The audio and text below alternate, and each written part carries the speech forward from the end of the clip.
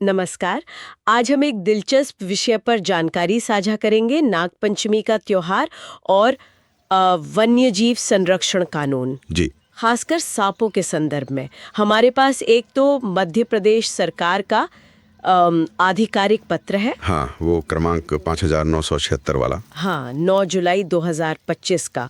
और एक छोटा सा संदर्भ नागपंचमी पर भी है जो थोड़ा सांस्कृतिक पहलू बताता है। ठीक है। तो हमारा मकसद ये समझना है कि ये जो सरकारी निर्देश है इसके पीछे की वजह क्या है और इसके मायने क्या है। बिल्कुल, चलिए देखते हैं इसमें क्या खास है।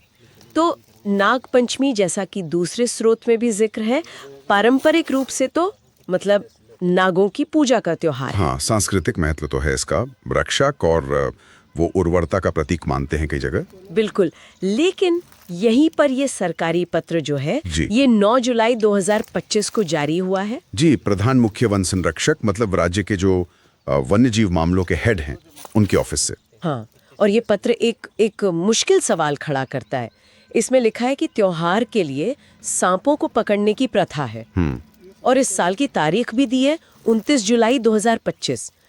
पर जो बातें बताई हैं वो वाकई चिंताजनक है। हाँ, वो चिंता की मुख्य वजह इसमें बताई गई क्रूरता है असल में। अच्छा, क्या लिखा है उसमें? पत्र में लिखा है कि त्योहार से कई दिन पहले ही सांप पकड़ लिए जाते हैं। उन्हें मतलब भूखा प्यासा रखते हैं। अरे बाप रे। और कई बार तो वो उनके मुंह सील दिए जाते हैं या जहर के दांत निकाल देते हैं या तोड़ देते हैं। और ये तो बहुत ही भयानक है। जी, पत्र इसे साफ तौर पर पशुओं के प्रति अत्यधिक क्रूरता मानता है। और फिर मतलब ये मामला और भी गंभीर हो जाता है जब पत्र कहता है कि ये सब करना 2 कानूनों का उल्लंघन है। हाँ बिल्कुल, एक तो वन्यजीव संरक्षण अधिनियम 1972 जो हमारे वन्यजीवों की सुरक्षा के लिए है। जी, और उनके रहने की जगहों की भी। और दूसरा पशु क्रूरता निवारण अधिनियम 1960 जो जानवरों पर बेवजह की तकलीफ को रोकता है। सही कहा, ये सिर्फ सलाह नहीं है, ये कानूनी बाध्यताएं हैं, मतलब कानूनन जुर्म है ये। हाँ, इसीलिए तो पत्र में बहुत साफ निर्देश हैं कि सांपों को पकड़ने और उनका प्रदर्शन करने पर सख्ती से रोक लगे। और अगर कोई न माने तो उल्लंघन करने वालों के खिलाफ कानूनी कार्रवाई की जाए, बाकायदा एक्शन लिया जाए। अच्छा। और एक और महत्वपूर्ण बात, जनता में जागरूकता फैलाने के निर्देश भी हैं। हाँ, ये जरूरी है, खासकर शायद ग्रामीण इलाकों में। बिल्कुल, जैसे दीवारों पर लिखना, पर्चे बांटना, बैठकें करना, ताकि लोगों को पता चले कि कानून क्या है और इसमें कितनी क्रूरता शामिल है।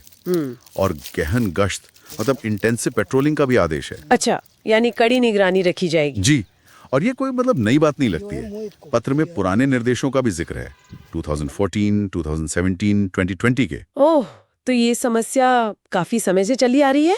हाँ, लगता तो यही है। ये दिखाता है कि ये समस्या कितनी पुरानी और लगातार बनी हुई है। हाँ, इसका महत्व यही समझने में है कि कैसे हम मतलब समाज अपनी परंपरा को कानूनी जरूरतों और पशु कल्याण के साथ संतुलित करें।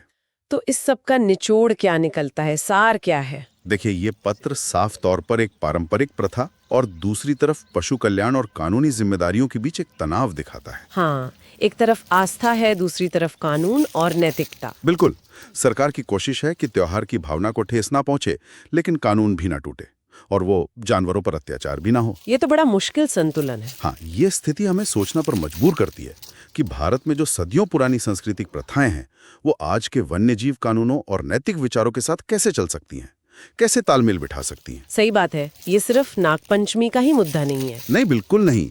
ये दिखाता है कि सरकारें इस मुश्किल संतुलन को साधने के लिए कैसे लगातार कोशिश कर रही हैं। और शायद ये भी सोचने वाली बात है कि जिन परंपराओं की जड़ें इतनी गहरी हैं उनके सामने वन्यजीव संरक्षण कानूनों को लागू करना जमीनी स्तर पर कितना चुनौतीपूर्ण होता होगा। जी, ये एक बहुत बड़ा सवाल है, इस पर विचार करना जरूरी है।